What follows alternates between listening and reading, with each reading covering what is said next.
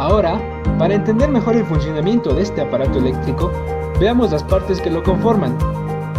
El vaso, que es un recipiente de vidrio o de plástico, el cual va a contener los alimentos que serán triturados en su interior. También están el vasito dosificador y la tapa del vaso. También se tiene el portacuchillas, el aro portacuchilla, el anillo de silicona y el motor eléctrico, el cual es la fuente de poder de este aparato, siendo a fin de cuentas lo que permite que las aspas giren. Y finalmente se tiene la carcasa, que es el armazón con la que el motor se protege. Ahí están la base del motor y la perilla selectora de velocidades. ¿Cómo funciona una licuadora? Pues el funcionamiento de la licuadora depende más que nada de su motor, pues es la parte encargada que hace girar las cuchillas y puedan triturar lo que se encuentra en el interior del vaso. En cuanto se enciende el motor, por lo general es posible que el usuario pueda elegir distintas velocidades. En las licuadoras más sencillas se tienen tres: lenta, media y rápida. En el vaso se va a generar una especie de remolino por la forma y la velocidad de giro de las cuchillas.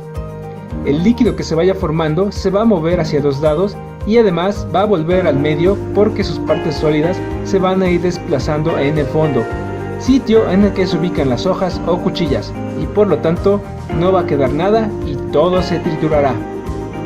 Para comprender más a fondo cómo trabaja la licuadora, vamos a ver cómo funciona su corazón, el cual es el motor de inducción. El motor de inducción es una máquina eléctrica que transforma energía eléctrica en energía mecánica por medio de interacciones electromagnéticas. La parte estacionaria recibe el nombre de estator y la parte que rota se le llama rotor. Los devanados inductores en el estator de un motor de inducción hacen rotar al campo magnético alrededor del rotor. El movimiento relativo entre este campo y la rotación del rotor induce una corriente eléctrica, y a esto se le conoce como inducción electromagnética.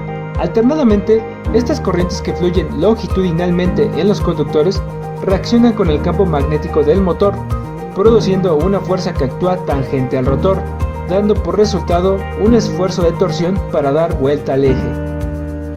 Ya sabes un poco más acerca del funcionamiento de este ingenioso aparato, que gracias a él y a la creatividad del ser humano se han creado un sinfín de deliciosas recetas que muchos hemos disfrutado, y además ha facilitado el trabajo en la cocina, aunque creó otro trabajo que es lavarlo, pero pues unas cosas por otras.